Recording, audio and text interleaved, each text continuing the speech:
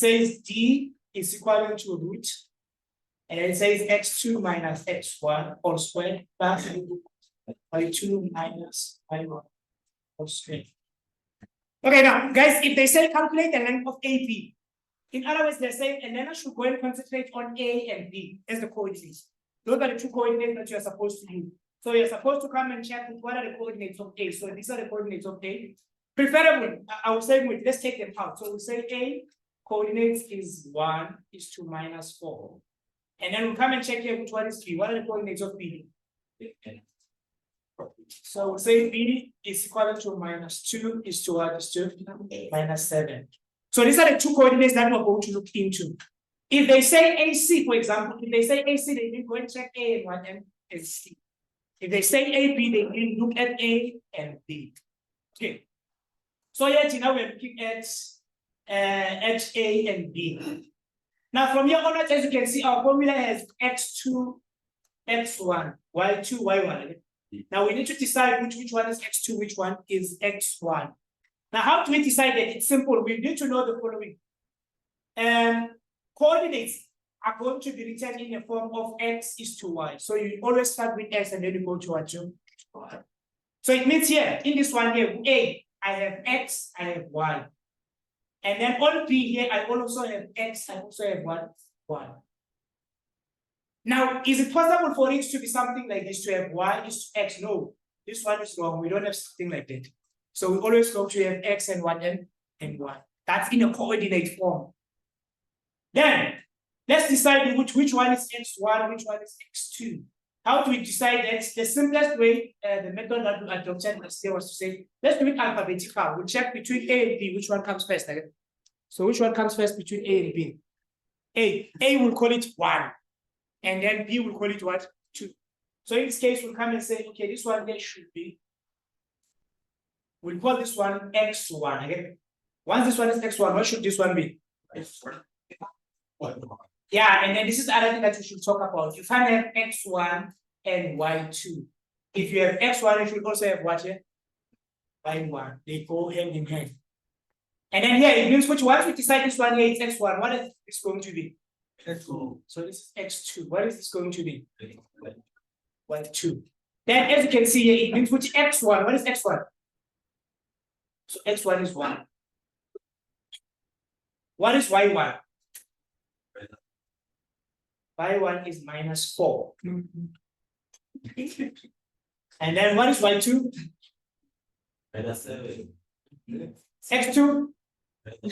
Minus 2. Okay, y2? Minus 7. Now, another way to do it so that to make it a little bit simple for you, you can do the following. You can come and say, okay, x1 is going to be 1. And then you will say y1 is going to be equal to minus 4. And then you say, okay, I'm going to have x2. What is x2? Minus 2. What is y2? Minus 7. And then after this, it's going to have. Now, instead of D here, because we are looking for AB, we're going to say that AB is going to be given as. Then, what is x2 based on what we just checked? We come and check. What did we decide to be our x2? We said it's minus 2. So we write minus 2, and then we put minus. Where does this minus come from? Minus from the formula. You see there's a minus from the formula. Then you say minus open bracket. And then what is x1 based on what we chose here? It's 1. So we're going to put 1 and then we close our bracket and then we square. Plus, then what is y2 based on what we chose here? So we said it's minus 7, minus from the formula. Open bracket. Every time when there's a minus, you put it inside the bracket. And then what is our y1? So we have minus 4, close bracket, and then close bracket. Here you should be careful. We close the bracket and then we close the bracket. Then from there onwards, you take out your cash calculator. And then on your calculator, you're going to type this thing exactly the way it is. You say root again. And then from root, you say open bracket. You have minus 2. Minus, open bracket, 1, close bracket, close bracket. Remember, the bracket, this bracket here, you're going to open it and then close it. And then you square. Plus, open bracket, you have minus 7, minus 4, and then you close the bracket. And then you close the bracket again. Then after closing the bracket, you then square. And then if you say equals to, you get root 2. Can you see that?